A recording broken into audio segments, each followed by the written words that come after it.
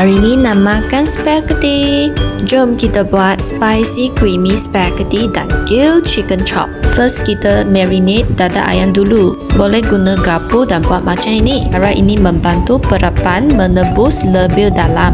Kena guna sambal kegemaran saya, nyonya, sambal sosmama. Jangan risau, sambal ini halal. Sambal ini sudah pecah minyak dan sangat cukup rasa. Orang boleh tekan beg kuning di bawah untuk dapat satu nyonya sambal. Tambah sedikit bawang putih, garam, lada putih, satu sudu parsley. Pastikan ayam penuh dengan perapan. Panaskan minyak dan grill chicken chop. Sekarang rebus spaghetti. Tambah sedikit garam. Saya rebus angel's hair selama 3 minit. Terus guna minyak daging untuk tumis bawang putih. Masukkan cili padi dan parsley.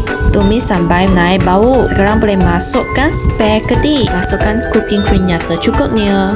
Jangan lupa letak satu sudu nyonya sambal sos mama untuk lebih kick. Gaul sampai sebati. Masak sekejap. Dah siap. Selamat mencuba dan jumpa lagi.